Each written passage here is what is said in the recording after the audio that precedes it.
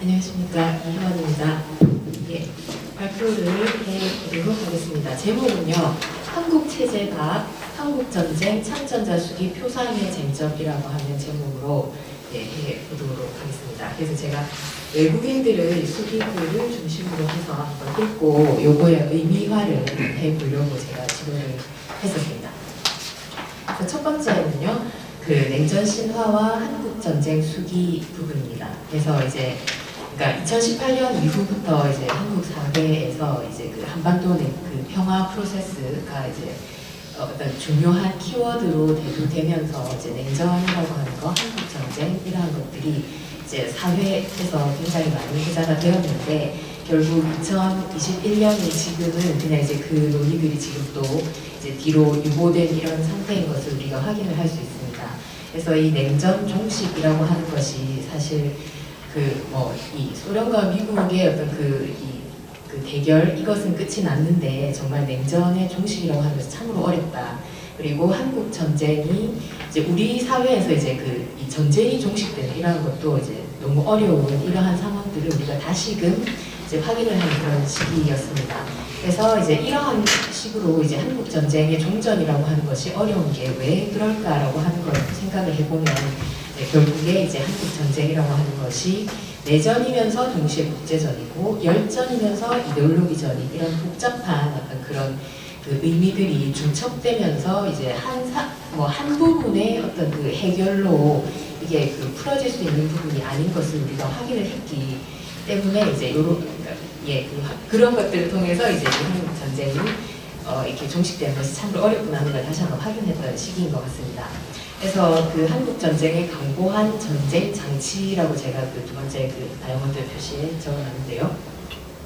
그래서 이 한국 전쟁이 가지고 있는 복잡성이 결국에 물적 토대라든지 외교적인 거, 그다음에 이데올로기적인 이런 요인들에 의해서 매우 강력하게 떠받쳐지고 있는 통치 질서들이 세계 전체적으로 잘못되는 그런 부분들이 있다는 것을 확인을 할 수 있었고, 그래서 그러한 게 이제 2차 세계대전 이후 사실 그 전의 전쟁들에서도 계속 반복되는 것이겠지만 거기에 있는 어떤 전쟁 무기라고 하는 것 자체가 계속 남아있고 이제 발전하고 있었고, 전쟁 기술도 마찬가지고 군인들도 남아있고, 그리고 독재 체제라고 하는 이 시스템 자체가 이름은 바뀌지만 그 형태는 계속 지속되고 있는 부분도 우리가 확인할 수 있었기 때문에 그러한 것들이 이 냉전을 점점 심화화하는 부분이 있고 한국 전쟁을 종식시키지 못하는 그렇게 이 사회를 계속 만들어가는 부분을 확인할 수 있었습니다.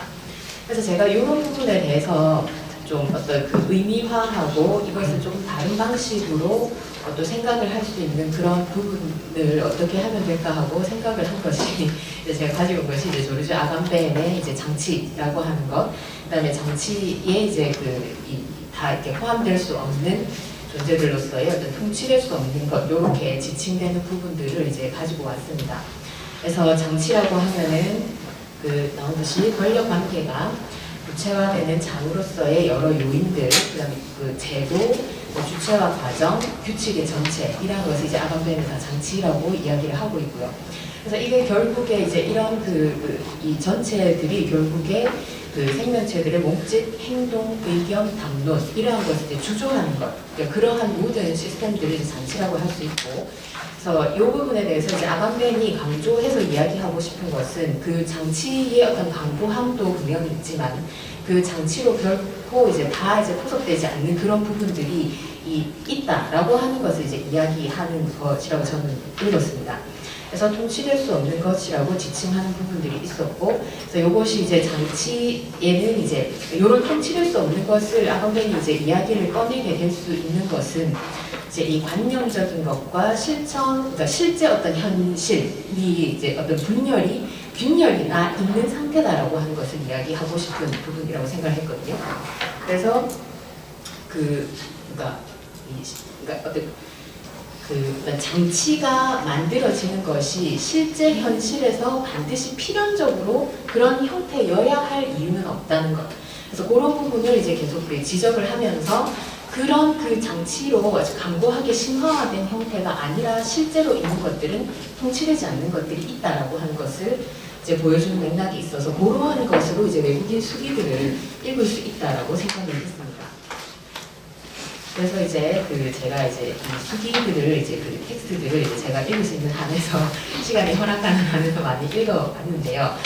물론 너무 많은 수기들이 잔뜩 있어서 제가 지금 이거를 읽으면서 진짜 공부를 더 많이 해야겠다는 생각을 계속 하고 있었는데, 그래서 어쨌든 제가 읽은 부분까지로 해서 이제 말씀을 좀 드리면, 한국 전쟁 관련 수기들을 한번 보자라고 하는 거였고, 그래서 글쓰기 자체가 사실 어떤 담론을 주조한다는 측면에서 굉장히 중요한 장치의 요인 중에 하나라고 할 수 있고, 그래서 이 통치될 그러니까 그런 글쓰기가 들어가기 때문에 이제 근데 어떤 그런 글이라고 하는 것이 결국 장치라고 해도 그 장치에서 통치될 수 없는 부분들이 발견되듯이 글이라고 하는 것도 그런 어떤 미끄러지는 부분들이 분명히 존재하는 것이고, 특히 이제 수기 같은 경우에는 구체적인 현실들을 생동감 있는 그런 언어로 실제 경험한 사람들이 어떤 곧 이렇게 딱 틀에 정해진 형식으로 쓴 글이 아니기 때문에 그런 통치될 수 없는 부분들을 조금 더 이제 적극적으로 글 속에서 그러니까 의도를 했든 안 했든 그걸 수용할 수 있는 그런 부분들이 많다라고 하는 것을 이제 제가 생각을 했고요. 그래서 그러한 지점이 이제 그런 것으로 수기를 읽을 수 있지 않을까 생각이 들었고, 그래서 당시 두 번째 다이어그램 표시 아래로 내려가시면, 그래서 이 한국 전쟁 당시에 쓰여졌던 한국의 신문이나 잡지들의 한국 전쟁 관련 수기들은 사실 정권 친화적인 표상들을 반복할 수밖에 없는 반공 이데올로기가 굉장히 강력했기 때문에 그렇다라고 한다면 80년대 후반부터 우리 사회에서 이제 자유 분위기, 그러니까 민주화된 사회에 대한 열망들이 많아지는 이러한 상황과 더불어서 이제 그러한 어떤 최친화적인 그러한 수기가 아닌 수기들이 이제 계속 등장하기 시작하는 것을 이제 발견할 수 있습니다. 그래서 이제 인민군이나 말치산들, 포로들, 그다음에 제3부를 택한 사람들의 수기, 그다음 민간인들의 증언 이러한 것들이 이제 계속 있는 것이고, 2000년대 이후가 되면은 이제 외국인들 수기나 증언들 이러한 것도 이제 지속적으로 출간이 되고 있는 것을 확인할 수 있습니다. 그래서 이제 이번에 가시면 그래서 이제 이방인들의 한국 전쟁을 제가 제목을 붙여놨는데요. 한국 전쟁에 참여를 한 남측과 북측의 지원으로 이제 들어온 국가들이 상당히 많고, 거의 물자나 이러한 것을 지원한 부분까지 다 합치면 거의 남한의 경우만 해도 거의 70개국 가까운 나라들이 이제 이렇게 왔던 상황이기 때문에 그런 어떤 굉장히 다양한 층위들 속에서 이방인들이 이제 한국 전쟁에 함께 했었다라고 하는 것을 생각할 수 있을 것 같습니다. 그래서 그러한 사람들의 생각이나 그런 감각이나 이러한 거를 이데올로기로 일률적으로 이해하는 것은 불가능하다고 볼 수 있고, 그래서 이후로 이제 제가 여러 이 수기들을 읽어봤을 때 특징적인 부분들을 조금 이야기를 해보겠습니다. 가장 대표적으로 미국의 한국 전쟁 수기를 쓴 사람이 이제 마가렛 히긴스, 그리고 자유를 위한 희생으로 번역이 되어서 나와 있습니다. 그래서 여기는 보면 이제 굉장히 반공주의의 철저히 그런 그다음에 미국의 어떤 세계의 어떤 이걸 이끌어야 한다는 그런 책임감, 그다음에 훌륭한 국가이어야 한다는 부분, 그래서 어떤 한국 전쟁 참전의 교본과 같은 그러한 모습을 보여주고 있습니다. 근데 이제 그 글을 읽어보면 결국에 이것이 굉장히 이데올로기적으로 성스럽다고까지는 할 수 없지만 아무튼 굉장히 중요한 정의를 세우는 이러한 것으로 한국 전쟁에 임하지만, 그것이 사실 굉장히 미국의 실리를 추구하는 부분도 상당히 강조되어 있고, 그다음에 이제 이데올로기적으로나 군사 훈련 면에서, 그러니까 앞서 발표하신 그 남성 선생님 말씀하셨지만 초반 부분에는 굉장히 이 군인들이 이제 이렇게 와가지고 훈련도 제대로 안 돼 있고 엉망하게 조금 그런 왜 전쟁해야 되는지 모르겠고 두려움에 잔뜩 떨고 있는 그런 군인들을 이제 이 마갈 히긴스는 이제 눈으로 직접 본 거죠. 그러면서 이제 그런 부분에서도 이제 이게 지금 제대로 돼야 된다라고 하는 걸 굉장히 강조하면서 이제 그게 실제로 잘 정립되지 않았음을 보여주는 측면이 있습니다. 그리고 앤드루 세먼이라고 하는 사람이 그 그을린 돼지와 검은 눈이라고 하는 2011년도에 이제 나온 책이거든요. 그래서 영국군과 오스트레일리아군이 이제 그 참전했을 때 이제 같이 영국군 그걸로 이제 같이 와가지고 이제 그 전투를 임했었는데 그때 이제 활약한 그런 군인들의 증언을 토대로 해서 이제 그 재구성을 한 그런 글입니다. 그래서 여기에 보면은 한국전쟁 참전 당내 이제 당위를 두는 의견, 그 다음에 이걸 왜 해야 되는지 모르겠다라고 하는 그런 목소리, 이러한 걸 이제 계속 이제 같이 보여주는 그런 부분들이 상당히 인상적이고, 그래서 그 한 군의관은 이제 과연 저 사람들을 위해서 싸워줄 가치가 있는지 자문하게 된다라고 하는 그런 말을 함으로 해서, 그러니까 이 사람이 이런 말을 하게 되는 게 자기는 목숨 걸고 이 다친 사람들을 이제 구해주고 있는 상황인데 한편에서 보면은 이 한국 경찰들, 군인들이 아주 무자비하게 그 포로들이나 뭐 민간인이나 피의자들을 하고 그냥 이렇게 생명을 함부로 해버리는 이러한 것을 계속 보니까 내가 저 사람들을 위해서 이렇게 목숨을 걸어야 하나라고 하는 의구심들이 굉장히 드는 그런 부분들이 이제 많이 제법 서술이 되고 있습니다. 그 다음에 한국전쟁통신, 이거는 54년에 나왔었나 그런 것 같은데요. 그래서 이건 이제 프랑스인 종군 취재기자 4명의 이제 기록을 모은 것이고, 여기에는 보면은 어떤 자연 경관에 대한 아름다움이나 이제 아주 평화롭게 유유자적하는 민간인들, 또 이런 또는 고통받는 민간인들의 모습을 상당히 강조해서 많이 보여줌으로 해가지고 여기서도 역시 왜 전쟁을 해야 되는지 혼란스러워하는 그런 군인과 아닌 군인들을 방치하는 모습을 확인할 수 있습니다. 그 다음에 고타르 부비스라고 하는 분은 이제 이분은 인도네시아에서 거의 9년 동안 감옥에 갇힐 정도로 민주화 투쟁을 했던 그런 분인데 특파원으로 와서 이제 그 한국 사회의 6.25 전쟁을 한번 살펴본 그거를 이제 글로 썼거든요. 그래서 이분의 이 기록을 보면은 남한과 북한 체제가 이 두 나라가 이 전쟁의 주체가 전혀 아님을 계속 확인할 수 있는 그러한 것을 대단히 강조하고, 그 다음에 그러니까 남쪽 정치체제, 북쪽 정치체제를 굉장히 대등하게 같은 분량으로 쭉 서술을 함으로 해서 그러니까 한쪽으로 치우치지 않고 이 두 나라가 사실은 다 독재적인 어떤 모습을 보여주고 있고 민간인만 희생되고 있다라고 하는 것을 강조하는 그런 부분을 확인할 수 있었습니다. 그 다음에 그 밑에 나온 것은 이제 알리 벤즐리, 이분은 터키, 근데 지금 작년에 국방부에선가 하는 그런 이 세미나에도 이분이 오셔가지고 이 한국 전쟁에 관련된 발표를 하고 하시는, 그러니까 아직 활동을 하고 계시는 분이고, 그 다음에 키몬 스코르딜스, 요분 이제 에티오피아 그리스인 작가, 중국 기자인데 이제 에티오피아 이 전사들이 한국에서 어떤 전투를 어떻게 했나라고 하는 이러한 것을 보여주는 그거를 이제 쓰고 있습니다. 그래서 이 두 나라 같은 경우에는 이제 군인들이 그러니까 미국이나 뭐 이런 쪽보다는 이제 훨씬 더 국가 대표로서의 자신들의 모습, 그래서 아주 이 훈련이 잘 된 정예 부대들이 와서 이제 굉장히 이제 거의 그러니까 싸움을 하면 피해는 입어도 지진 않는 그런 엄청난 이런 대단히 좋은 성과를 냈다고 해야 되나 그런 군인들의 모습을 이제 보여주고 있는 것을 확인할 수 있었습니다. 그래서 이 국가의 군인들은 이제 주로 자신들의 존재감을 유엔의 이제 주요 국가들, 그러니까 미국이나 영국이겠죠. 그들에게 어떤 자신의 성과를 이제 인정받는 이러한 것을 굉장히 중요시하는 서술들이 많았습니다. 그래서 결국 이제 이러한 이방인들의 전쟁 수행을 통해서 이제 한국 전쟁이라고 하는 것 또는 한국인 이 존재들을 보면서 굉장히 조금 분열되어 있는 그러한 의식들. 그리고 자신들이 전쟁에 참여를 하고 있는데 이것이 이제 어느 선에서 내가 이체하고 있는 상태인가라고 하는 것을 계속 질문을 던지는 그러한 모습들을 이제 보여주고 있었거든요. 그래서 그 마지막 부분에 보면 그래서 이런 그 이들의 의식이나 생각이 기본적으로는 이제 자신들이 굉장히 의미 있는 전쟁에 참여한다라는 것을 강조를 하고 있었지만 이런 분열적인 이런 모습들을 또 거기에 대해서 고뇌하는 모습들도 있었기 때문에 이게 한편으로는 전쟁 장치를 강화하는 모습으로 보이기도 하면서 동시에 그런 전쟁 장치를 계속 공회전시키는, 그러니까 바퀴가 그냥 공회전하는 그러한 것으로 느껴지게 하는 부분이 있었습니다. 그 다음에 또 제가 이제 인상적으로 본 부분은 이제 나를 비추는 거울로서의 적이라고 제가 제목을 붙여봤는데요. 그래서 이 사람들이 가지고 있는 전쟁에서의 어떤 자신들의 경험을 어떻게 지금 의미화해야 되는가 하는 갈등이 많이 드러나는 부분이 바로 이 서로의 모습이 똑같은 것을 서로 발견하는 이러한 부분입니다.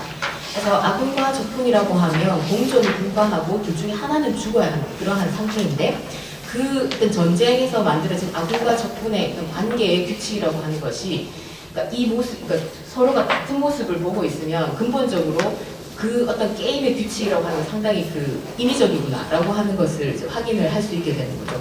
그래서 그러한 부분들에서 그 인위성과 애매성이라고 하는 것이 이제 은폐되지 않고 이 참전자들 눈앞에서 계속 드러나는 이러한 부분들을 포착하고 있습니다.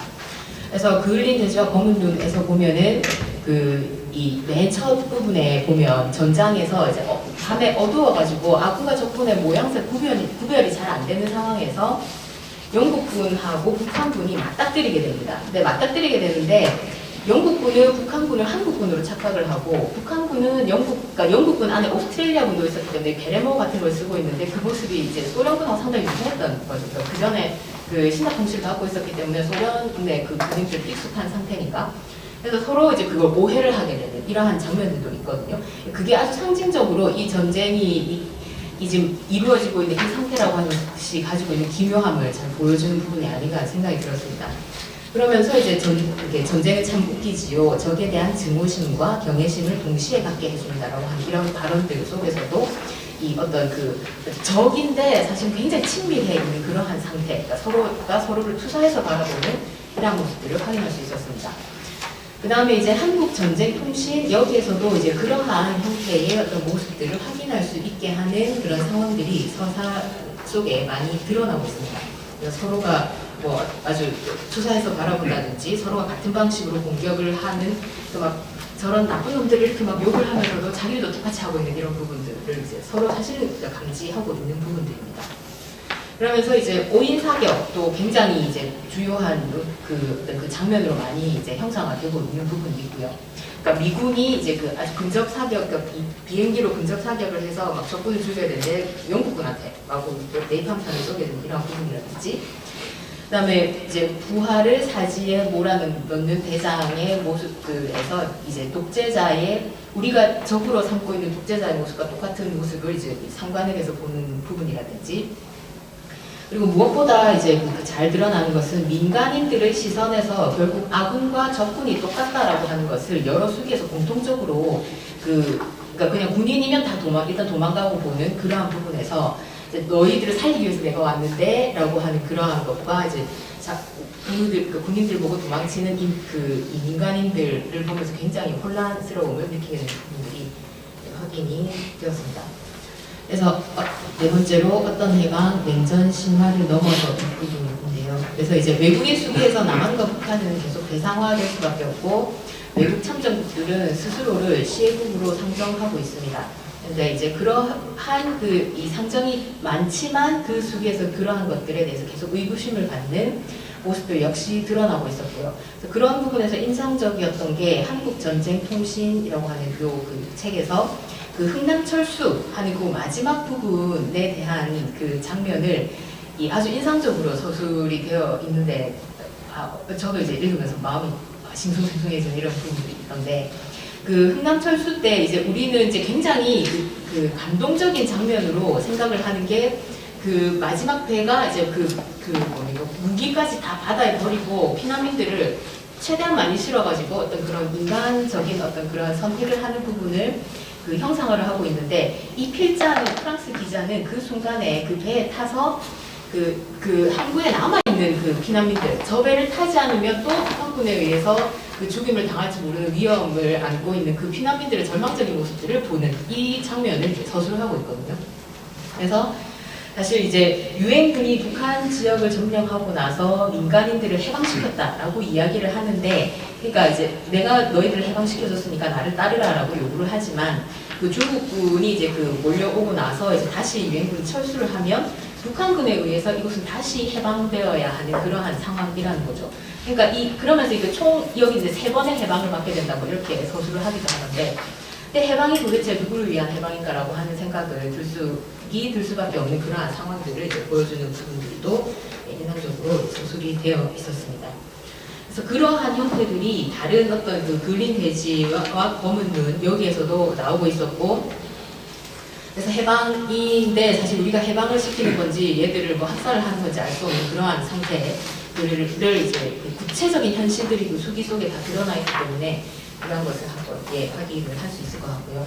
그래서 이런 것을 그리고 제가 이제 또 인상적으로 본 부분은 전 인민군 종군기자 수기 이인모라고 하는 그 글이 있는데, 1992년에 나온 작품 글이고요.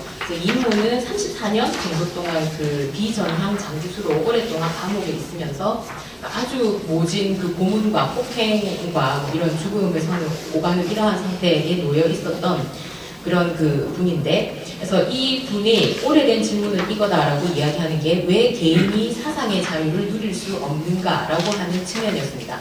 그래서 이런 부분을 보면서 이제 우리가 권력자들의 눈에서 이인모라고 하는 이 비전향 장기수가 왜 그렇게 그 문제적이었나라고 하는 것을 생각을 해볼 때, 이 사람이 그러니까 사상의 자유를 추구하는 그 의지를 굽히지 않는 것이 결과적으로, 그러니까 이 공산주의자로서 한국 사회에서 나는 한 명의 권리를 갖겠다라고 하는 것을 계속 주장하는 것에 대해서 이제 이 한국 사회에서는 이제 반공 사회인 한국에서는 그가 이제 권리를 갖도록 하는 것은 권력자들이 이제 이렇게 딱 세워놓은 그 권력의 장치 자체를 흐트릴 수 있는 그런 부분이기 때문에 이다시도 문제적이었던 것이 아닌가 하는 생각이 들거든요.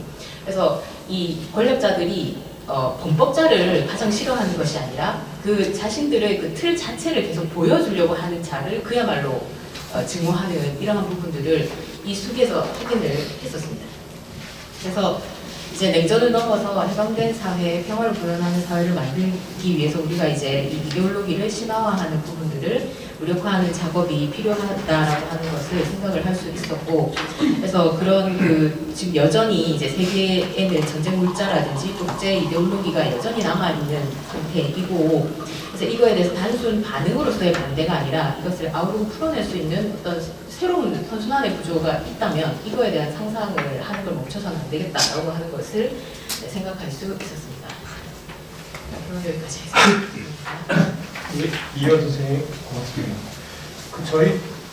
저도 같이 세미나하는 팀에서 얼마 전에 발제하시는 분이 중국에서 한국 전쟁 찍은 영화 요즘에 이렇게 한참 많이 찍고 해서 1000원 인근인 것 같은데 중국 분이 국방군 옷을 입고 미군이랑 그 재현하는 그 서사에 나오는 그 중국군 배역이 어설픈 한국어를 하고 미군이랑 서로 소통이 안 되는 막 이런 장면들 그 세미나에서 그 영화 하시는 세미나원이 보여줘서 그걸 보면서 한국전쟁이 종전된 지 그러니까 굉장히 많은 시간이 지났는데 여전히 그런 재현물들 그리고 지금 발표해 주신 여러 서사들이 굉장히 방대한 서사들이 계속 끊임없이 발견되고 기억되고 쓰여지고 있고 또 재현의 대상들이 계속 만들어지고 있다는 게 좀 굉장히 흥미롭다라는 생각을 했는데요.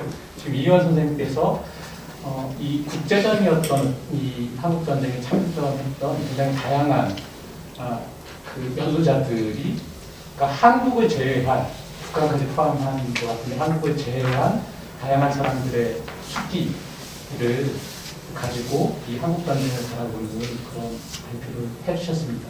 흥미롭게 잘 들었습니다. 이 발표에 대한 토론은 그 한림대학교 한림과학원에 계신 장세진 선생님께서 맡아서 해주시겠습니다. 감사합니다.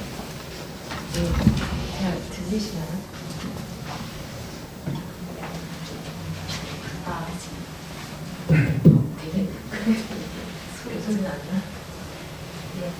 저는 그냥 제가 말로 하면 약간 갈피를 잡지 못하는 경험이 있어서 그냥 빠르게 읽겠습니다. 토론문 34쪽을 봐주시면 될 것 같고요. 예. 이효원 선생님의 논문은 한국전쟁에 참가했던 다양한 국적의 외국인들이 쓴 수기를 연구 대상으로 삼고 있습니다. 아시다시피 한국전쟁 관련 글쓰기는 최근까지도 계속 새로운 제안물이 발간, 축적되고 있는 진해경의 아카이브입니다. 특히 90년대 후반 이후 참전 중국 포로들의 수기가 한국어로 번역된 이래 외국인 수기의 스펙트럼은 꾸준히 넓어지고 있습니다. 그래서 2000년대 이후로는 비단 중국뿐만 아니라 미국, 영국, 오스트레일리아, 인도네시아, 터키, 에티오피아 등 이른바 유엔의 깃발 아래 참전했던 다양한 국가군에서 생산된 글쓰기가 번역되고 있는 상황입니다. 물론 번역 상황에 비하자면 지적하신 것처럼 국내 학계의 연구는 아직 본격적으로 진행되지 않은 것 같습니다. 그리고 논픽션 부문에 한정해서 보자면 기존 국내 학계에서는 주로 한국 국적의 종군 기자나 문인들의 글쓰기, 그리고 최근에는 전쟁의 직접적인 플레이어로서 참전했던 포로들의 자기 서사를 중심으로 연구가 이루어졌기 때문이라고 생각합니다. 그래서 저도 사실은 참전 포로들의 수기를 가지고 논문을 쓴 적이 있는데요. 근데 그때 그런 걸 하면서 보니까 이제 아까 정조원 선생님도 말씀하신 것처럼 중국인들의 뭐 참전 수기라든가 이런 게 이제 있다라는 걸 이제 알게 됐는데 거기에 대해서 이제 본격적으로 읽어보거나 이렇게 연구를 해보지는 않은 상황이었는데 선생님이 이런 논문을 쓰셔서 반가운 마음으로 읽었습니다. 네. 그러나 한국전쟁의 국제전적 성격을 생각해보면 더욱이 이 전쟁이 45년 유엔이 창설된 이래 자유진영의 이름으로 무력 개입을 공식 행사한 최초의 전쟁이었다는 점을 떠올려보면 다양한 국적과 이런 어떤 직업적 배경을 가진 이들의 글쓰기와 이에 대한 연구는 아카이브의 외형과 내포 모두를 확장시켜 주리라는 점에서 기대되는 바가 적지 않습니다. 네, 그런데 이제 그 쓰신 논문에서 제가 조금 궁금한 것들 중심으로 이제 질문을 드려보고 싶습니다. 그래서 일단 그 논문의 제목인 한국체제 바뀌라는 그 용어에 관해서 좀 질문을 드리고 싶은데요. 일단 그런 용어를 쓰신 이유가 이제 이 연구 대상들을 이렇게 포괄하기 위해서 쓰신 것 같긴 한데, 그래서 주로 연구 대상이 유엔 참전국에 속하는 국가 출신 종군 기자들의 글쓰기로 보이지만, 아까 논문의 후반부에서 볼 수 있는 것처럼 빨치산 출신이나 인민군 종군 기자의 경우도 나옵니다. 그래서 북한 측에 섰던 이들의 수기도 꽤 비중 있게 다루어지는데요. 그래서 아마도 그런 연유로 인해서 이 글의 제목이 유엔 참전국 출신자들의 수기라거나 혹은 한국전쟁 참전 외국인들의 수기라는 식으로 되지 않았던 것으로 보입니다. 말하자면 참전국 출신과 적국인 북한을 망라하는 다양한 수기들을 한꺼번에 묶을 수 있는 개념으로 한국체제 바뀌라는 제목을 선택하신 것 같은데요. 근데 이 한국체제라는 용어가 아무래도 조금 어색하지 않은가 하는 그런 느낌이 있었습니다. 그래서 논문의 대상이 되는 서사들을 살펴보면 결국에는 이제 남한 국적을 갖지 않은 이들이 생산한 제언물 정도의 의미를 있고 싶은데, 이게 체제라는 말로 표현되다 보니까 이 용어는 마치 반공 자유민주주의의 수호를 목적으로 하는 한국 정부를 가리키는 듯한 그런 인상과 효과를 줍니다. 근데 당시 유엔 참전국들의 경우 적어도 공식적으로는 남한 정부를 공산주의 침략으로부터 수호하는 임무를 띤 일종의 동맹 자격으로 파견되었던 만큼 이들의 서사를 한국체제 바뀌라고 규정하기에는 조금 무리가 있어 보입니다. 그러니까 설령 그들의 수기에 이런 어떤 그 자신들한테 부여된 공식적인 임무를 회해하는 그런 장면들이 등장한다고 하더라도 이 용어를 이렇게 썼을 때 어떤 이제 독자들이 갖게 되는 그런 오해가 있지 않을까, 그런 생각을 잠깐 해봤고요. 그리고 두 번째는 이제 그 논문의 전체적인 흐름으로 봤을 때 이 논문은 수기들 간의 차이점보다는 공통점을 더 많이 뽑아낸 것 같다는 느낌을 받았습니다. 그러니까 말하자면 이들의 글쓰기는 전 지구적 냉전의 장치로 작동함으로써 한국전쟁의 발발과 정당성을 추인하는 공식 서사의 측면을 드러냈지만, 동시에 이 장치가 제대로 작동하지 않은 균열의 지점들을 공통적으로 가지고 있었다는 것입니다. 근데 이제 이러한 분석에 공감하지 않은 것은 아닌데, 제가 또 여전히 궁금한 대목은 이제 세 가지 정도였는데요. 그러니까 첫 번째로는 뭐냐면, 그러니까 이게 여러 나라 사람들, 그 출신들이 쓴 거기 때문에 이 전쟁을 바라보았던 관점과 온도의 차이 같은 게 분명히 존재했을 것 같다는 생각이 들거든요. 예를 들자면 미국 출신 종군 기자의 글쓰기에서는 이데올로기적으로 한국전쟁 참전의 교본 같은 목소리가 굉장히 두드러집니다. 아까 소개해 주셨던 그 종군 기자 히긴스의 그런 이제 글쓰기들을 보면 이런 느낌이 이제 강한데요. 근데 반면에 프랑스 출신 기자들의 글에서는 그렇지 않았던 것으로 알고 있습니다. 그래서 프랑스 기자들의 경우에는 그 한국전쟁의 책임은 엄연히 미국에 있는 것이고, 이는 또한 프랑스 언론의 그 당시 일반적인 인식, 그러니까 한반도가 2차 대전 종전 이후 남아도는 미군의 무기를 소비하고 새로운 전략 전술과 비밀 병기를 실험하는 장소였다는 어떤 그런 인식이 있었는데, 그러니까 미국을 상대하는 인식이 되게 프랑스에는 있었다라는 건데, 그런 것을 이제 보여주고 있습니다. 그래서 그런 차이들이 조금 드러나는 방식으로 서술이 되면 좋지 않을까 그런 생각을 했고요. 그리고 두 번째는 다양한 대륙에서 참전했던 만큼 국가들 사이의 정치적 위계에 따라서 아군들 사이에서조차 인종주의나 식민주의적 신선이 작동했을 가능성도 없지 않아 보입니다.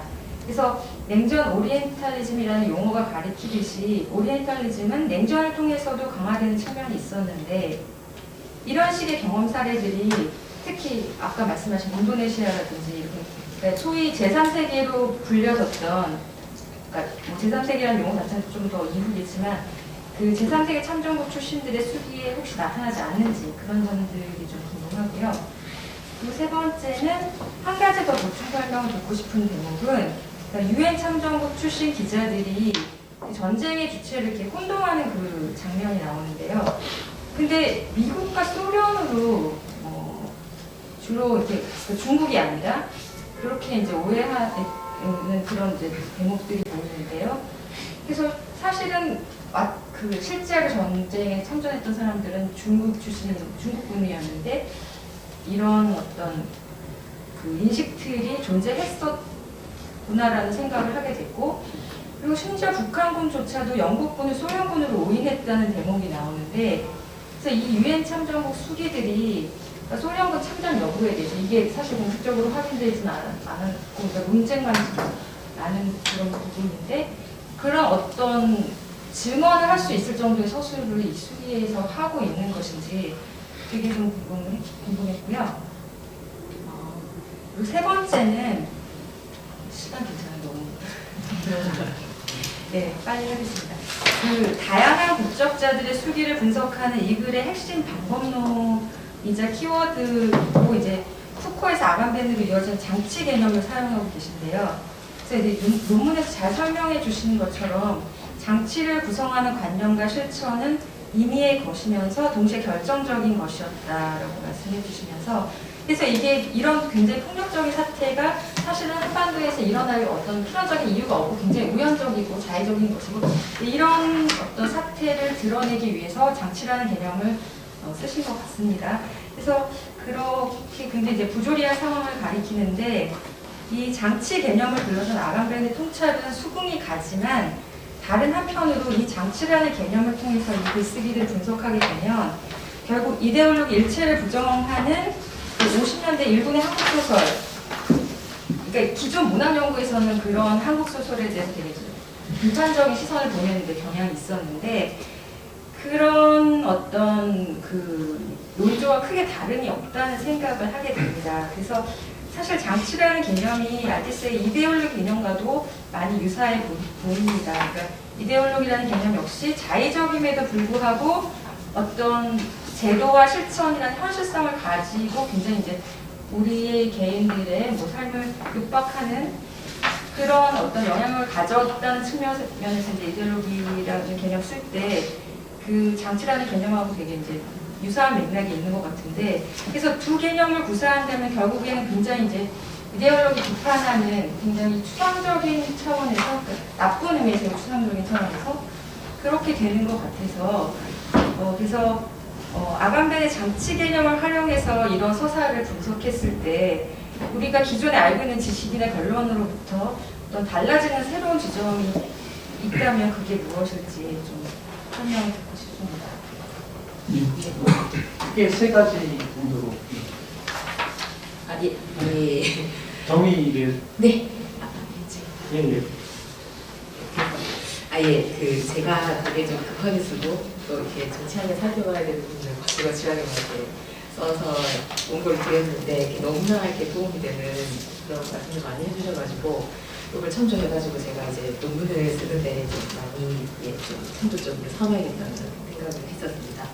그래서 첫 번째 질문이랑 아마 두 번째 질문 부분하고도 조금 연결이 될 것 같은데 사실 제가 이제 애초에 하고 싶었던 것은 그야말로 차별점에 대해서 이야기를 하고 싶었거든요.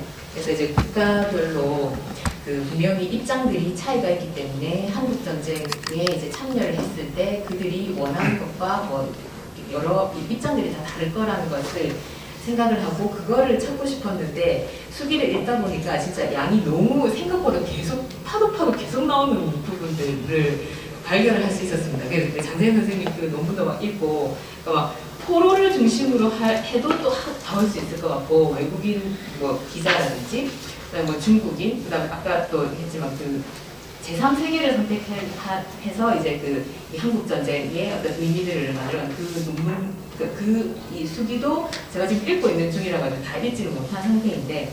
그러니까 이 주체들로서도 나눌 수 있을 것 같고 국가별로도 나눌 수 있을 것 같고 근데 제가 읽은 논문 수기는 한두 편인데 이걸로 국가의 어떤 정체성 한국 전쟁 참여에 대한 의미화를 짓는 게 또 이 논문이 좀 안 될 것 같기도 하고 본회 속에서 제가 뒤늦게 이 제목을 바꿨는데 그래서 그런 제 본회를 선생님들 사실 다 읽어주셔가지고 아무튼 이거를 뭐 이렇게 범위를 좁히든 어떤 다른 방식을 통해서 이 가장 적합한 형태의 제목을 좀 찾아보도록 그렇게 하도록 하겠습니다. 그 다음에 두 번째 부분에서 이제 선생님께서 질문을 하셨던 게 참전국들 간의 관점의 어떤 온도차 같은 거가 사실 드러나고 있습니다. 그래서 그런 국가들 간의 의미들이 다르기는 한데, 그래서 제가 이제 그러한 거를 읽으려고 하니까 또 방금 말씀드린 것처럼 그걸 이렇게 의미화를 섣불리 하면은 또 이렇게 좀 안 될 것 같기도 하고, 그래서 여러 수기들을 읽고 또 국가별로 처한 입장들이 지금 제가 소개한 이 수기들만 하더라도 그 사람들이 처해 있는 상황들이 상당히 다양하고 그 의미를 그냥 표면적인 것으로 절대 의미화할 수 없는 이면에 다른 여러 가지가 사실 그 국가들만의 가지고 있는 특성들 속에서 나온 것들이라는 거를 이제 감지할 수 있겠더라고요. 그래서 이런 부분을 좀 차근차근 해 나가야 되겠다라고 하는 생각이 좀 드는 상황입니다. 그다음에 아군들 사이에서도 인종주의, 식민주의적, 뭐 오리엔탈리즘적인 이런 관점들이 당연히 있습니다. 그래서 미국만 하더라도 당장에 흑인들의 부대는 따로 만들었더라고요. 초반 부분에. 그래서 이제 이 백인과 흑인들 사이의 어떤 갈등들, 그리고 지금 그러니까 한국에 딱 들어왔을 때 군인들이 맨 처음에 딱 느끼는 감정, 그러니까 글을 쓰는 사람이 바로 느끼는 것이 냄새나, 더러워, 이런 그런 느낌이거든요. 그러면서 자연은 진짜 아름답구나 하는 그런 부분들, 그러면서 민간인들의 모습에서 또 원시적인 그런 부분들을 보는 그것들도 서술이 이제 여러 수기에서 많이 드러나고 있거든요. 그래서 그런 부분들, 근데 이제 그거를 의미화하는 것에 있어서도 사실은 그러니까 그들이 이제 전쟁에 참여한다는 굉장히 어떤 압박적인 상황 속에서 이제 그런 말들을 꺼내는 부분들에 대해서 또 이제 의미를 또 그냥 이렇게 뭐 흑백 논리로 이건 오리엔탈리즘 이렇게 하기 또 애매한 측면들이 있어서 조금 더 섬세하게 읽어서 그런 부분을 연구를 좀 더 진정시켜 봐야 될 것 같습니다.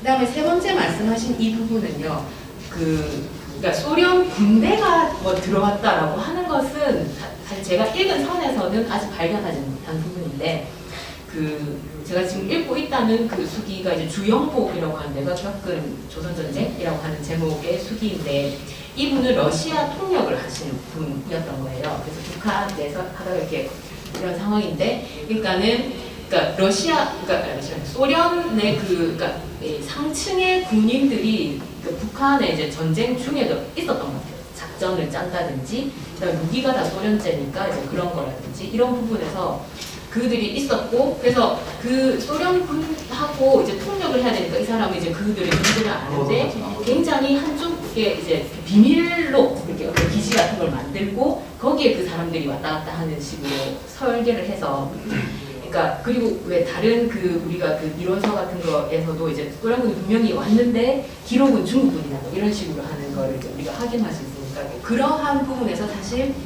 그러니까 아직까지 제가 뭐 군대가 왔다 이런 부분까지 발견한 거는 없는 상태입니다.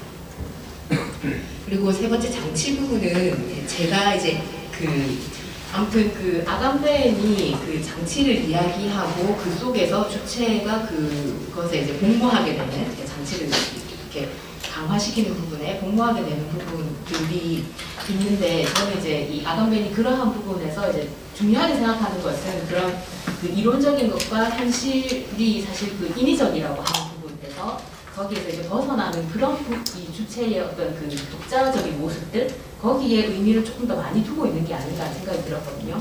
그래서 그 이후에 이제 이 장치 이후에 이제 그 세속화 예찬이라고 하는 그래서 이제 세속화를 이야기를 하는 부분에서 조금 더 좀 공부를 더 하고 아이디어를 좀 모아서 이 수기라고 하는 이런 글에서 그 통치되지 않은 부분들에서 지금 우리가 이제 냉전에 대한 이제 새로운 아이디어를 분명히 우리가 이제 만들어가지 않으면 안 되는 시기이기 때문에 그런 세속화로 이어서 이제 조금 논의를 진행을 시키면 기존의 그 어떤 그 50년대 뭐 이데올로기를 사실 완전히 부정한다고 해서 그 뭐 없어질 수도 없는 상태이고, 그리고 제가 50년대 문학 작품을 사실 그러니까 이런 제 공부가 조금이지만 쌓인 상태에서 다시 재독을 해보면 이데올로기를 완전히 부정하는 것이 과연 그들이 진짜 부정하는 게 무엇일까를 또 다른 의미로 볼 수 있지 않을까 생각하고 이렇게 읽으면 좀 들 수 있지 않을까 생각 드는 측면이 있거든요. 그래서 그런 부분에서 이제 이 아감베의 이론들을 조금 더 살펴보고자 하고 이거를 이제 그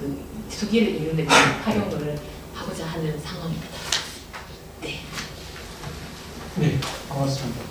궁금한 게 막 머릿속에 자꾸 떠오르시면 안 될 것 같아요. 끝날 것 같고. 이 각각의 참전한 그 국가에 속해 있는 중국 기자들은 그 사람들은 이 전쟁을 어떻게 봤을지가 좀 더 궁금하긴 하는데 나중에 또 기회가 라운드 테이블에서 또 더 많은 이야기들이 있을 것 같고요. 두 분 선생님 감사합니다.